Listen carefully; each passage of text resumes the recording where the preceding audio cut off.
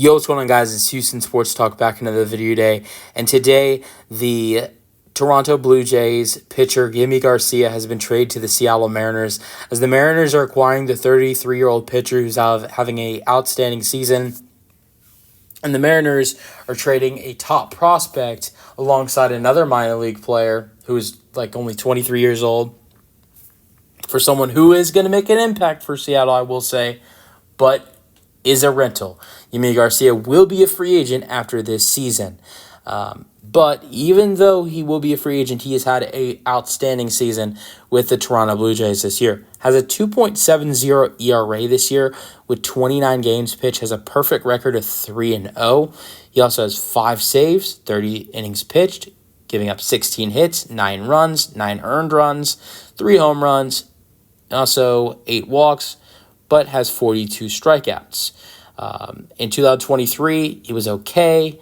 4.09 ERA. With how much he pitched at 73 games, the 4.09 ERA isn't terrible. It's just not good. It's all right. He had a 3-4 record. He had 3 saves, 66 innings, 67 hits, 35 runs, 30 earned runs, 8 home runs, 15 walks, 79 strikeouts. In 2022, after such a bad year in 2021 playing with the Astros and the Marlins, it was kind of a bounce-back year for Yimi Garcia. Had a 4-5 record with a 3.10 ERA, 61 games, and had 61 innings pitched, giving up 48 hits, 26 runs, 21 earned runs, 6 home runs, 16 walks, 58 strikeouts. 2021 was a really bad year with both the Marlins and the Astros. Went 1-2 with a 5.48 ERA with the Astros, 23 games, 21 innings pitched. With the Marlins, 3-7 record with the Marlins, which was bad, and then had a 3.5 ERA, which 3.5 ERA isn't bad. It's solid, but next to that 3-7 record, not good at all. And I believe he really had a poor whip as well. His whip in 2021 with Miami was almost 1.3. Now with the Astros, it was only 1, but that's because he wasn't pitching that much with the Astros. They would take him out.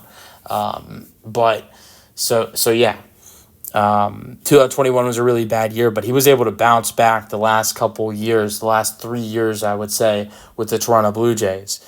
Now, 2020 was a great year for Yimi Garcia, which I think really, put him on the map. I mean, he was already a solid pitcher the last couple years before that, but I think this is what really, the year in 2020 that he had really drew the Astros' interest when they traded for him. I think drew the Blue Jays' interest when they signed him to a deal after the 2021 season was over. 2020 with Miami, he had a 3-0 record with a 0.60 ERA. He pitched 14 games in 2020. Keep in mind, shortened season because of the pandemic. He had 1 save, pitched 15 innings in those 14 outings. He had only 9 hits, only 1 run, which that 1 run was earned, 5 walks with 19 strikeouts in those 14 games. So he was excellent in the 2020 season in the limited time because of the pandemic. And if you look at this year, he's done twice as much as what he did in 2020. If we're talking about just playing-wise, pitched 14 games in 2020. He's pitched 29, so he's pitched over twice the amount and has similar numbers. 3-0 is this year, which is the exact same number that he had in 2020. Look, of course, the ERA is higher at 2.70 compared to 0.60, but at the same time, he's pitched 15 more games. And, a lot of similar numbers if you look between 2020 and 2024. He's pitched 15 innings in 2020. He's pitched 30 in 2024. So that has doubled. And he's having a good year in 2020. He's having a good year in 2024, just like he was in 2020. Now the difference is this time he's pitching way more. So the ERA has kind of gone up a little bit, but he's still having such a great year with the Toronto Blue Jays, and now he's joining the Seattle Mariners, who are trying to fight for playoff contention and fight for the AL West with my favorite team, the Houston Astros. And I like the addition. It's not really like Seattle needed pitching. I think you could probably say they could use bullpen pitching, but I don't think they didn't need starting pitching. Bullpen, yeah. But we're talking about a Seattle Mariners team that has the best ERA in baseball. They have a 3.38 ERA as a team this year. That's tied for number one in baseball. And they just added in someone who has a 2.70 ERA this year. So I really like the addition. Now, I think they're giving up. Here's my only problem with this trade for Seattle, which, of course, when you have the best farm system in Major League Baseball and you trade for someone who has a 2.70 ERA and is going to make an impact on your team, of course you're going to have to give something up. But I feel like they're giving up a really solid prospect for a guy who, yes, is a good pitcher, but is a rental. And the prospect I'm talking about is Jonathan Clase.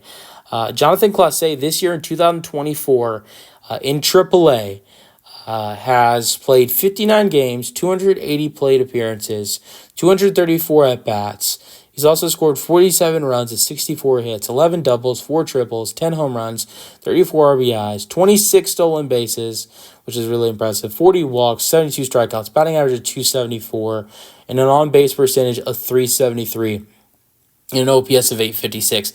I want to mention that in the 2023 season in the minor leagues, in single A and double A, Clase had 79 stolen bases. He had 62 stolen bases in 108 games in double A, and he had 17 in single A. So he killed it in 2023 in the minor leagues. 2023, his batting average was a little bit weak at 242, but his OPS was 802, and he killed it with stealing bases. Hit 20 home runs in the minor leagues with 68 RBIs.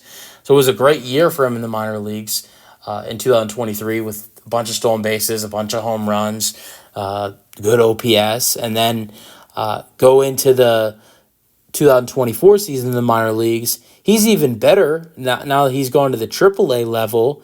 At the AAA level, his batting average is at almost 275. The OPS is almost at 900. He's hitting a bunch of triples. He's still stealing bases as much as he was before. He's going crazy. And this year, he actually got to play a little bit with Seattle in the major leagues. Played 19 games with 43 plate appearances, 41 at-bats. Scored 4 runs with 8 hits, 1 double. He even got 3 RBIs and stole 3 bases. Did strike out 14 times, which is a little bit of an issue.